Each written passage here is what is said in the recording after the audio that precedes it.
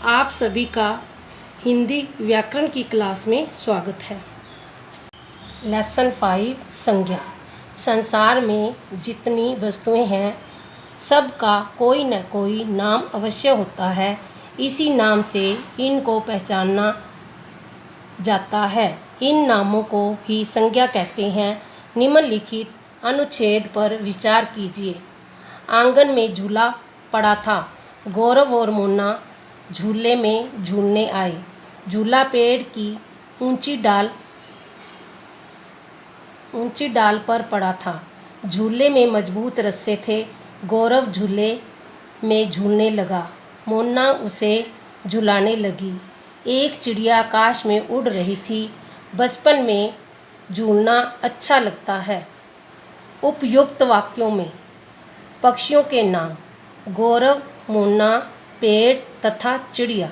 वस्तुओं के नाम: झूला, डाल तथा रस्से। स्थानों के नाम: आंगन तथा आकाश। भावों के नाम: बचपन। इस प्रकार हम कह सकते हैं किसी व्यक्ति, वस्तु, स्थान या भाव के नाम को संज्ञा कहते हैं। संज्ञा किसे कहते हैं, ये क्वेश्चन बनता है। इसका आंसर ये बनता है किसी व्यक्ति, वस्तु, स्थान या भाव के नाम को संज्ञा कहते हैं। संज्ञा के भेद: संज्ञा के निम्नलिखित 5 भेद होते हैं। संज्ञा है ये 5 भेद हैं: व्यक्तिवाचक, जातिवाचक, भाववाचक, द्रव्यवाचक, समूहवाचक। व्यक्तिवाचक संज्ञा: जो शब्द किसी विशेष व्यक्ति, वस्तु या स्थान का बोध कराते हैं व्यक्तिवाचक संज्ञा कहलाते हैं। जैसे हिमालय, महात्मा गांधी, ताजमहल। यहाँ हिमालय, महात्मा गांधी तथा ताजमहल क्रमशः विशेष स्थान, प्राणी तथा वस्तु का बोध करा रहे हैं। अंत ये व्यक्तिवाचक संज्ञाएं हैं।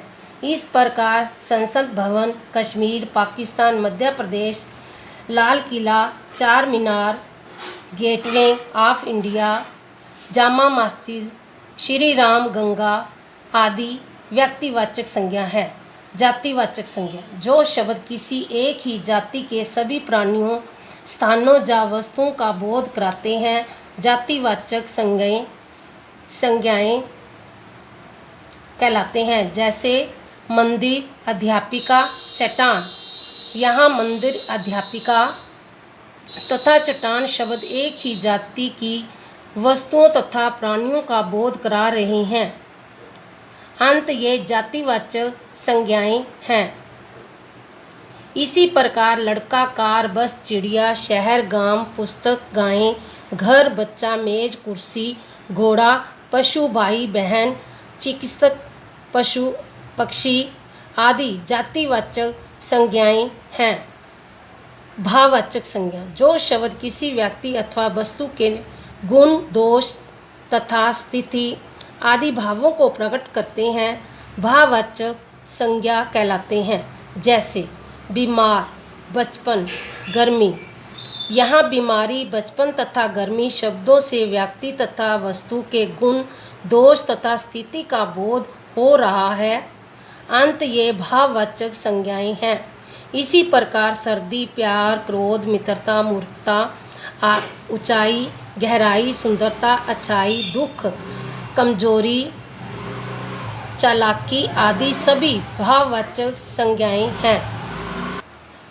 भाववाचक संज्ञाएं: मन के भाव होते हैं, इसलिए न तो हम इन्हें छू सकते हैं और न ही इनके चित्र बना सकते हैं। इन्हें केवल अनुभव किया जा सकता है।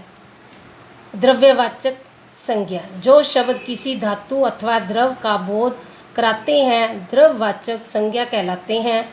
जैसे हीरों का हार, तांबे की मूर्ति, आंवले का तेल। इन वाक्यों में हीरे, तांबे तथा आंवले शब्द क्रमशः धातु तथा द्रव हैं। अंत ये द्रव्यवाचक संज्ञाएं हैं। इसी प्रकार टीन, दूध, चीनी, चांदी, तांबा आदि सभी द्रव्यवाचक संज्ञाएं हैं। समूहवाचक संज्ञा: जिन शब्दों से किसी प्राणी या वस्तु के समूह या समुदाय का बोध होता है। समूहवाचक संज्ञाएं कहलाती हैं, जैसे भारतीय सेना वीरता से लड़ रही है, अध्यापक कक्षा को पढ़ा रहे हैं। इन वाक्यों में क्रमशः सेना तथा कक्षा शब्द समूह तथा समुदाय का बोध करा रहे हैं। अंत ये समूहवाचक संज्ञा है। इसी प्रकार गुलदस्ता, रैली, झुंड, रेबड़, भीड़, गुलदस्ता आदि शब्द भी समूहवाचक संज्ञाएं हैं। इस वीडियो को बार बार देखो, सुनो और समझो।